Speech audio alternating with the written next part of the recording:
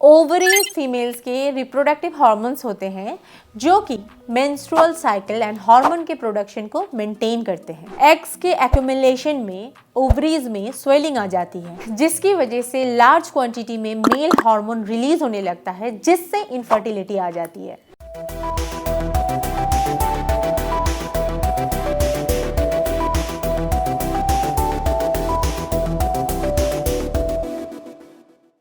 PCOD एक medical condition होता है जो बेसिकली 12 से 45 साल की लड़कियों में इफेक्ट करता है। इंडिया में लगभग 9 से 22% लड़कियां इस प्रॉब्लम से इफेक्टेड है। इस कंडीशन में human hormone out of balance हो जाते हैं, जिसकी वजह से irregular menstrual cycle, acne, weight gain, इन सब प्रॉब्लम को फेस करना पड़ता है।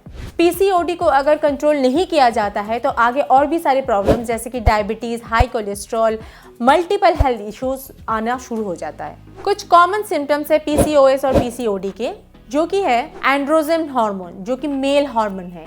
इसके एक्सेसिव होने से कुछ प्रॉब्लम जैसे कि facial hair, irregular periods, body hair, ये सब सिम्टम्स देखना शुरू हो जाता है। प्रेगनेंसी में भी प्रॉब्लम आना शुरू हो जाता है due to irregular and failed regulation. Hormone imbalance की वजह से फॉलिकल मैच्योर नहीं हो पाते हैं, जिसकी वजह से ओव्यूलेशन फेल हो जाते हैं। इससे मेंस्ट्रुअल साइकिल भी बहुत ज़्यादा इफेक्टेड होता है। एंड्रोजन हार्मोन की एक्सेसिव होने से हेयर लॉस, जो कि बहुत बड़ा प्रॉब्लम है, उसके साथ साथ वेट गेन एंड फेस में एक्ने आना भी शुरू हो जाता है। पीसीओएस और पीसीओडी के बारे में हम लोगों ने बहुत सुना है, लेकिन कोई ये सुना है कि किस लिए ये पीसीओएस और पीसीओडी हो सकता है? मीन्स कॉज ऑफ पीसीओएस और PCOD. First point is family history. अगर किसी के फैमिली में या फिर रिलेटिव्स में कोई भी पीसीओएस या पीसीओडी से पीड़ित है तो 50% चांसेस होता है कि हमें भी, मतलब उस कंसर्न पर्सन को भी पीसीओएस और पीसीओडी होनी है। और अगर उसका ट्रीट नहीं किया जाता है तो it can be cause of type 2 diabetes. Number 2, insulin resistance and lifestyle. Around 70% girls जिनको पीसीओएस की प्रॉब्लम रहती है, उन्हें पेरिफेरियल इंसुलिन रेजिस्टेंस की प्रॉब्लम रहती है। पैंक्रियास से इंसुलिन रिलीज होती है ताकि बॉडी फूड से शुगर को एनर्जी के फॉर्म में ले सके। इंसुलिन की रेजिस्टेंस की वजह से सेल्स इंसुलिन को यूज नहीं कर पाते हैं। रिजल्ट क्या होता है? बॉडी की इंसुलिन का नीड बढ़ जाती है। ये इंसुलिन रेजिस्टेंट जेनेटिक भी हो सकता है या फिर ओवरवेट की वजह से भी हो सकता है।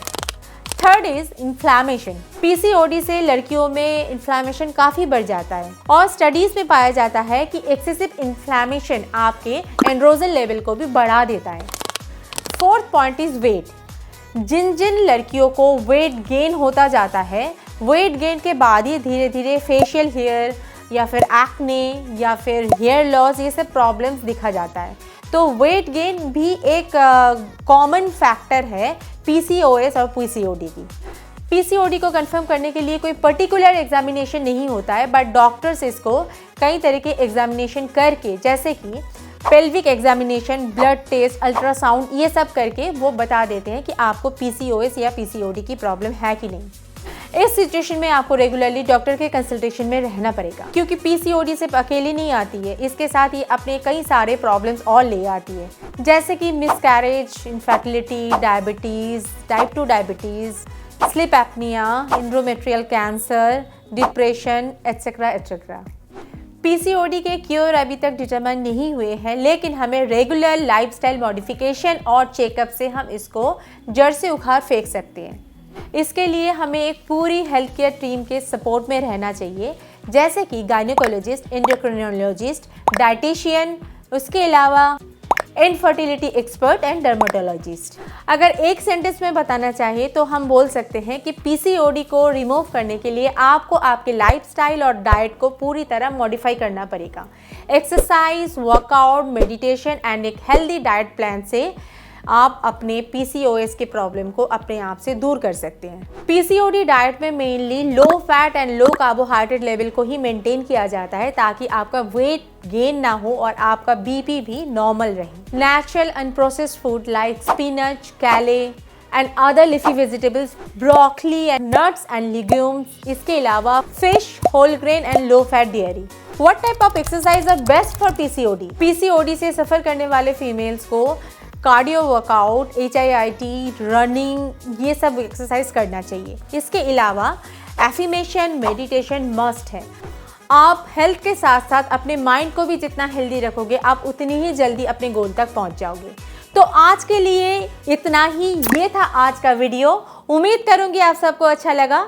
इससे रिलेटेड या हेल्थ से रिलेटेड कोई भी इशू हो, आप डेफिनेटली मुझे कमेंट सेक्शन में पूछ सकते हैं। We are always ready to help you. मिलते हैं हम अपने नेक्स्ट वीडियो में किसी नए टॉपिक के साथ। तब तक के लिए stay healthy, stay fit, stay home.